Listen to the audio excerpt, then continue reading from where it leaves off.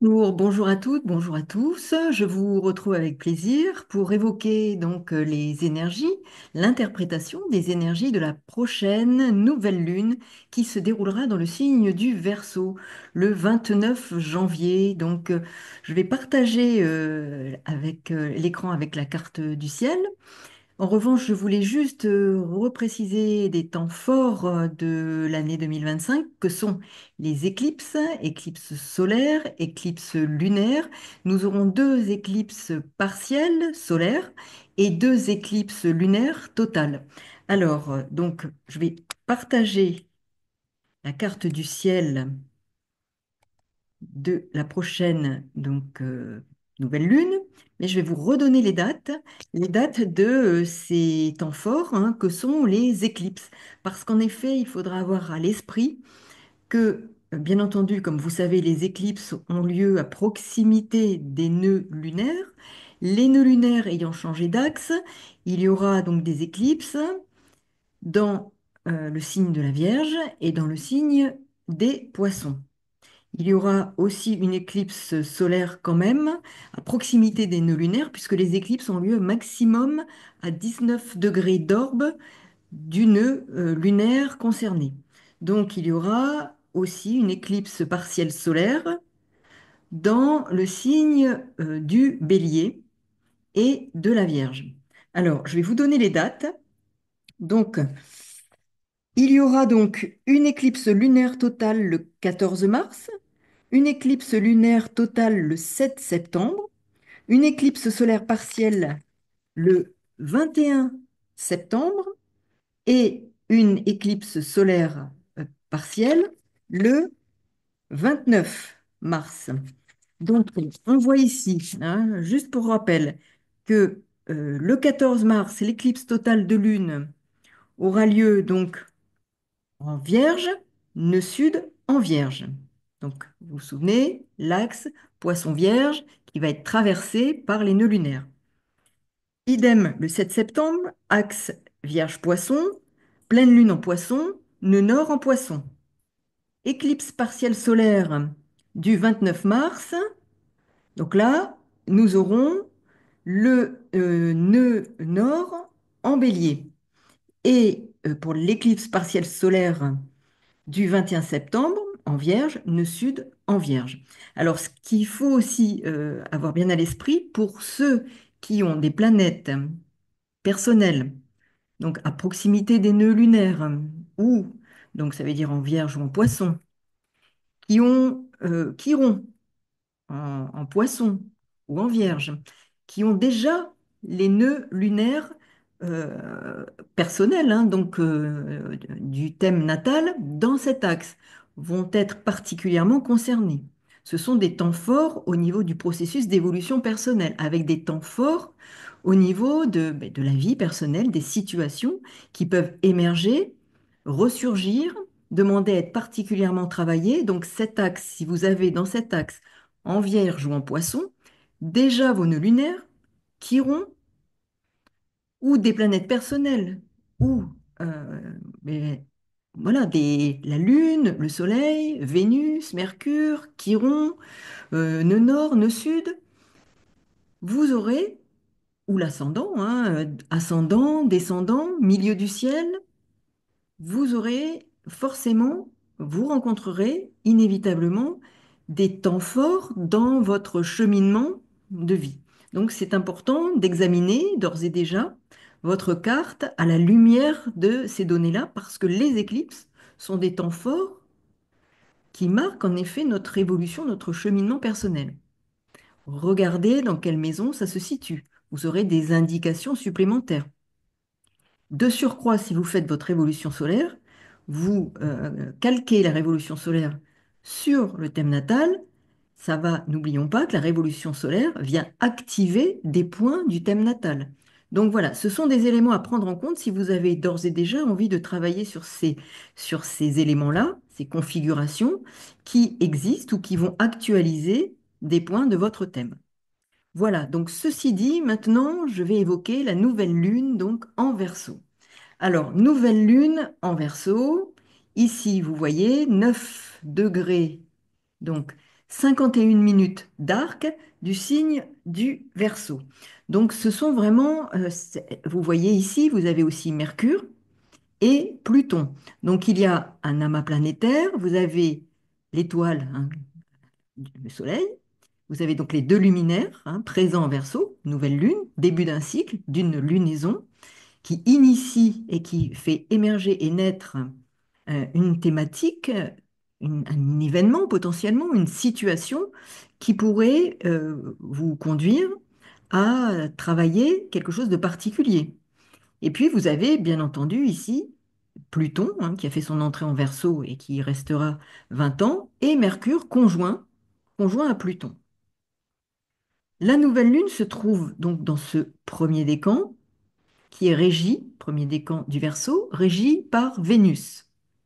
La planète Vénus se trouve conjointe à Neptune en Poisson, conjoint au nœud nord qui vient de faire son entrée en Poisson le 12 janvier.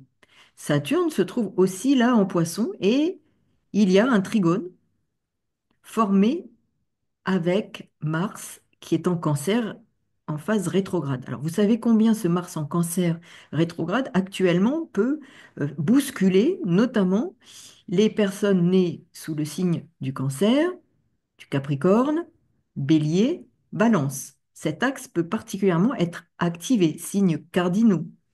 Nous avons, avec la pleine lune qui s'est déroulée il y a quelques jours, eu des réactions potentiellement pour les personnes qui ont des planètes dans ce dernier décan du signe du Cancer. Donc nous avons ici des temps forts et majeurs en termes d'évolution et de prise de conscience, de révélation potentielle ici, et je vais y venir, avec cet amas en Verseau. Alors, que nous propose et à quoi nous invite cette carte et ces énergies, hein, cette carte du ciel de naissance, je dirais, de cette nouvelle lune, et à quoi nous invite-t-elle? À quoi peut-elle nous confronter? À quoi ces énergies peuvent-elles nous confronter? Et ça, vous allez comprendre très vite ce qui peut se jouer. Parce que cette nouvelle lune peut nous confronter à des situations qui vont nous pousser, nous inviter ou parfois nous contraindre à préparer, je dirais, l'eau dans laquelle vont devoir évoluer les poissons du signe donc qui suit. Et donc ça, c'est un moment très fort. C'est en quelque sorte le besoin ici, à travers des situations, besoin de reconnaissance qui va s'affirmer. C'est aussi des révélations possibles en lien avec les rapports, les relations humaines, la vie relationnelle et la place qu'on y occupe. Alors il peut être question d'avoir besoin ou d'être confronté à un besoin de s'émanciper, de libérer la parole, de libérer les émotions. Besoin ici, dans cet axe Verseau-Lion, besoin de liberté et d'identifier, n'oublions pas que Pluton est en Verseau, conjoint à Mercure, d'identifier, de mettre en lumière, de faire émerger ce que l'on veut et ce que l'on ne veut plus.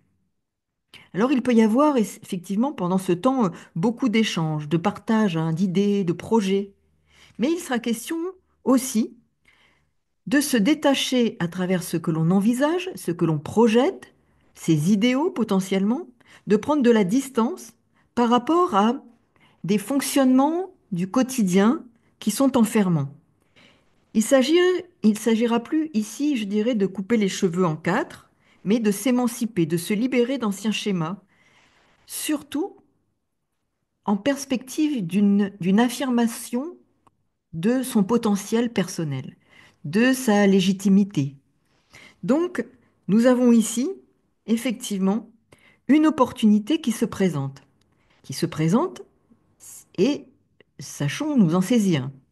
Cela signifie que les énergies actuelles sont celles hein, d'une mise en lumière, en quelque sorte, de ce qui fait blocage. Alors, identifions ce qui fait blocage. C'est aussi ça l'axe Verseau-Lion. On identifie, on reconnaît et on laisse émerger ce qui a fait blocage et se répercute sur notre vie relationnelle, au sens large, hein. Notre façon de communiquer, notre façon d'échanger, notre façon aussi d'occuper une place dans la société, dans le groupe social, comment nous nous envisageons et quelle place nous nous accordons. Alors on peut penser que l'autre ne nous accorde pas de place, mais il n'est que le miroir qui va nous renvoyer notre capacité à prendre une place avec un regard transformé et en nous reconnaissant nous-mêmes nos qualités, nos compétences à prendre une place. Donc il est bien ça, il s'agit de savoir comment on occupe notre place dans la société, dans le groupe humain, quel qu'il soit, et dans lequel nous évoluons. Alors ces énergies vont nous solliciter plus que jamais, hein, je dirais, notamment, et je le répète, en alliance, parce que rien s'interprète sans prendre en compte la globalité du thème.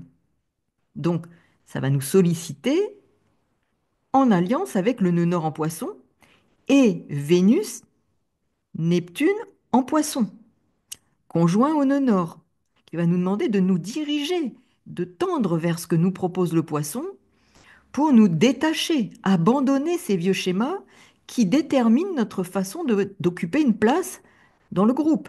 Comment nous occupons une place, quels sont nos besoins et de quoi devons-nous nous libérer pour comprendre qu'il y a nécessité à abandonner des schémas afin ensuite, dans les mois qui viennent, de pouvoir nous engager vers ce que nous propose Chiron en bélier, de guérir sur un sentiment peut-être ou une blessure, puisque Chiron c'est l'astéroïde qui parle de la blessure, en bélier, la blessure sur, en effet, légitimité à être, à prendre une place, à occuper une place.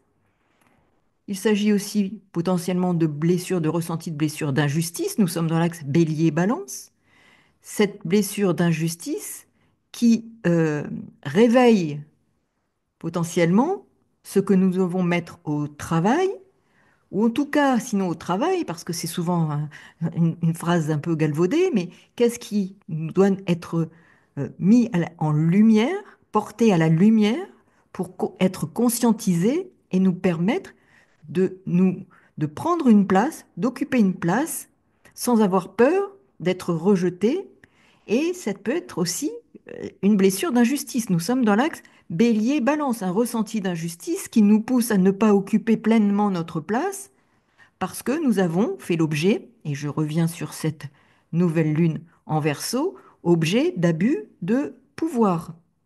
Il peut y avoir des enjeux de rapport de force et de pouvoir. Verseau-Lion, avec ce Pluton en Verseau. Donc nous avons ici une nouvelle lune qui pourrait avoir en proposition hein, et nous inviter à mettre en lumière certains travers en lien avec notre ego, la place que l'on occupe. Quel, quel ego compétitif, quel ego qui veut se mesurer à l'autre, l'égocentrisme, et aussi proposer donc à travers ces ressentis la possibilité de libérer la parole. C'est un travail comme la gestation d'une libération qui est annoncée. Gestation d'une libération annoncée, qui doit permettre la libération de ce qui était bloqué jusque-là et qui propose de nous émanciper de vieux fonctionnements, d'un regard sur soi qui n'est plus juste.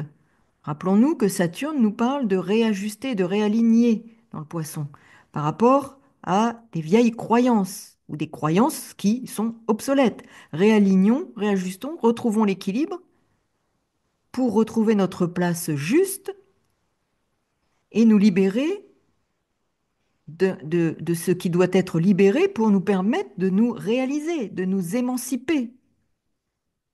Ce travail de révélation à travers des situations précises est une offre, un don pour revoir, réformer les croyances, alors je ne parle pas de religion, hein, les croyances sur soi, nées d'émotions et de blessures anciennes, voire dans l'enfance. Nous avons vu avec cet axe cancer Capricorne combien des blessures de l'enfance peuvent avoir ressurgi et qui maintenant doivent être mises à la lumière, conscientisées pour une libération. Pluton, Mercure, Lune, Soleil en Verseau, axe Verseau-Lion afin d'exprimer notre pouvoir personnel, notre souveraineté personnelle, mais surtout au regard de nous-mêmes. Quelle place nous nous accordons?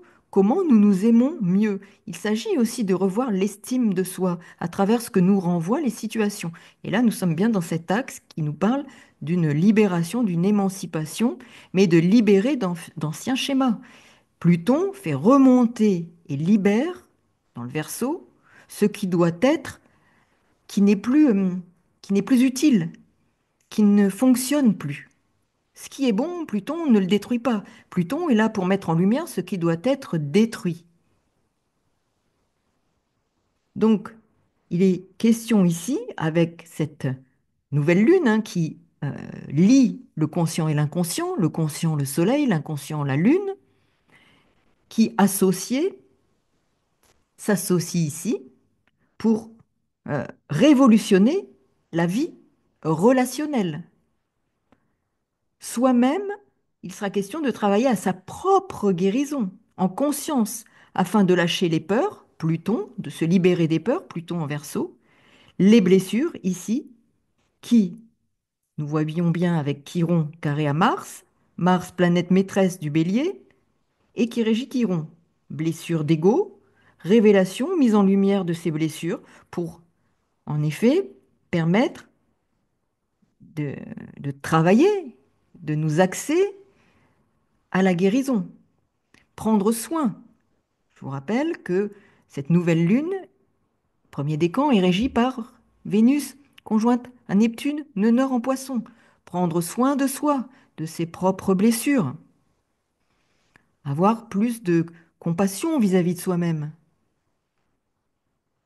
Pour, en effet, travailler à, aux soins, à soigner ces blessures d'estime de soi, de place que l'on prend, toutes ces blessures qui nous ne font pas sentir légitimes dans une vie relationnelle où on a pu subir dans l'enfance des abus de pouvoir. Donc ce Pluton en Verseau peut libérer aussi dans cet axe Verseau-Lion, n'oublions pas, maître du Lion, Soleil, conjoint à la Lune en Verseau. Nous sommes ici dans des potentiels enjeux de pouvoir, rapport de force, rapport de pouvoir, des égos compétitifs qui sont installés sur des blessures de l'enfance liées potentiellement à se sentir reconnu, avoir subi des abus de pouvoir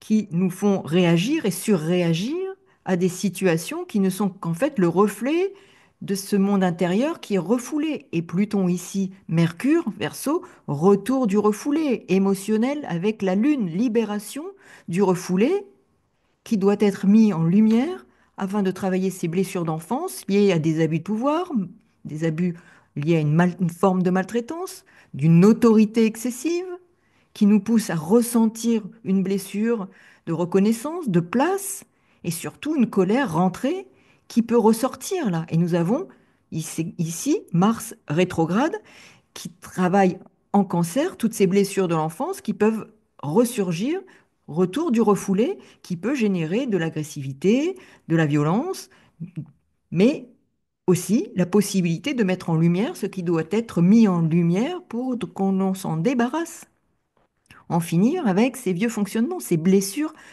ces traumatismes non traités. Donc ça, c'est un enjeu important avec cette nouvelle lune.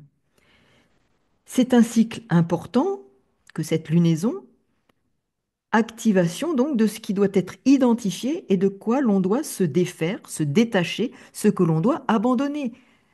Vénus, qui régit cette nouvelle lune, est en poisson conjointe à Neptune.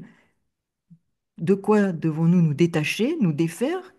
Saturne est toujours en poisson, il continue à faire le tri, à nous demander de nous défaire de ce qui ne convient plus. Et toutes les situations nous le rappellent, avec cet axe particulièrement là, qui est ceux des enjeux de pouvoir, d'ego, d'estime de soi, de place à prendre, comment on occupe sa place, comment on se reconnaît le droit, Chiron est en bélier, le droit d'exister dans une relation ou dans des relations, façon équilibrée. Saturne est là. Saturne est là pour nous rappeler qu'il est question de rééquilibrage. afin de nous engager dans quelques semaines à des premières incursions en bélier, qui vont être la- l'initialisation de ce que nous aurons travaillé.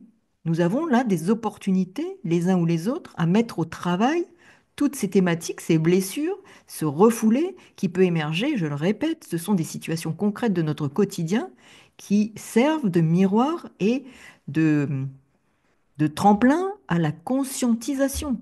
Indispensable. Pluton est là pour nous permettre de libérer ce qui doit être conscientisé, porté à la lumière, afin d'être travaillé sur le chemin de la guérison. Chiron, c'est la clé. N'oublions pas que Chiron est la clé de ce qui doit être travaillé à travers la porte invisible et la porte visible.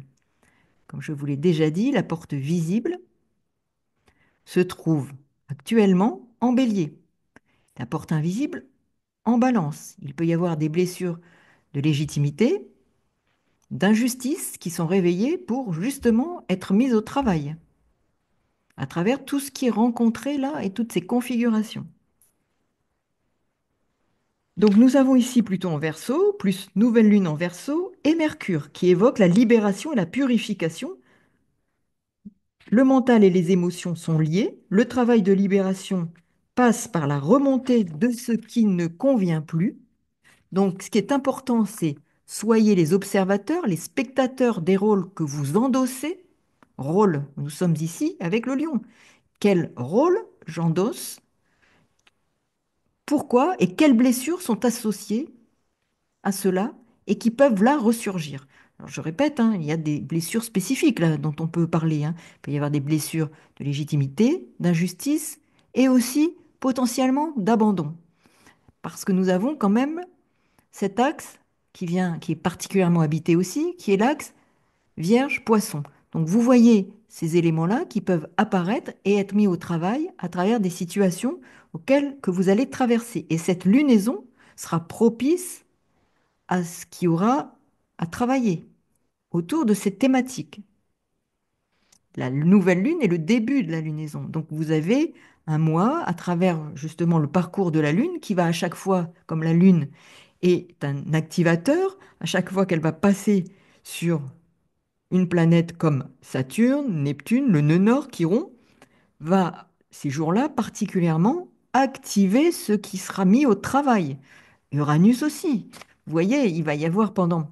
Parce que le constat qu'on peut faire, c'est qu'au moins pendant la première quinzaine, la Lune, vous voyez, on va mettre ici la Lune, on enlève tout le reste, vous voyez, et vous voyez ici, elle va avancer. Donc déjà, 1er février, elle passe sur Saturne. C'est un temps fort qui peut réveiller là justement des insatisfactions, des frustrations, des manques autour de la thématique, la problématique qui est engagée avec cette nouvelle lune. Observez, soyez à l'écoute, attentifs, prenez du recul, poisson, détachement. Abandonnons certaines conceptions, certaines croyances qui ne demandent qu'à être lâchées, abandonnées. Et puis ça va se poursuivre. Donc nous avons ici quand même des moments forts. Quand ce sera sur Chiron, vous voyez, ça peut aussi réveiller cette blessure en particulier, de blessure de l'enfance, le 3 février, qui peut se réveiller autour de ce sentiment d'injustice, de place à occuper, de devoir faire des choix, de pousser à devoir faire des choix. Avec ce Chiron en bélier, il faut faire des choix, savoir abandonner certaines choses, prendre des initiatives pour rompre avec une forme de passé, de mémoire du passé, hein, avec cette lune. Et puis, il y aura ce transit aussi sur Uranus. Donc, vous voyez la nécessité d'être à l'écoute de ces émotions, de ces ressentis, pour les mettre en lumière, nettoyer. Bien sûr, vous allez dire encore nettoyer, mais il est nécessaire de les mettre en lumière, d'y travailler, non pas en se positionnant comme victime, mais en reprenant le pouvoir, la souveraineté qui est nécessaire, mais en soi, pas forcément dans la relation. Si vous reprenez le pouvoir, l'équilibre dans ce qui doit être mis au travail, les situations que vous rencontrez n'auront plus le même impact sur vous, puisque c'est vous qui vous modifiez de l'intérieur. Et donc l'extérieur n'a plus le même impact sur ce que vous ressentez, puisque vous êtes en train de travailler à ces blessures. Donc nous avons ici, effectivement, la possibilité d'œuvrer, je dirais, plus que de travailler, d'œuvrer à sa propre évolution, euh, à son propre cheminement. Donc, rééquilibrage, réajustement pour s'engager vers le renouveau qui se présentera ensuite. Alors, ça ne se fait pas du jour au lendemain, mais c'est un cheminement qui s'engage véritablement en conscience. Il est toujours important de se rappeler que tout cela se fait en conscience. Voilà, donc je voulais vous apporter cet éclairage sur cette prochaine nouvelle lune. Je vous remercie pour tous vos messages. Donc, si vous aimez, n'oubliez pas le petit pouce parce que ça contribue à maintenir la chaîne et les vidéos sur YouTube, hein, parce qu'il s'agit, je répète, d'algorithmes. Et si vous êtes intéressé, vous pouvez vous abonner. Voilà, donc à très bientôt. Si vous avez des questions vous concernant par rapport à ce que j'ai évoqué, alors l'impact des éclipses, hein, notamment, et bien entendu ces énergies de nouvelle lune du 29 janvier, eh bien n'hésitez pas, dans la barre de description, vous trouverez l'adresse où me contacter pour avoir les informations. À très bientôt, merci pour votre écoute. Au revoir.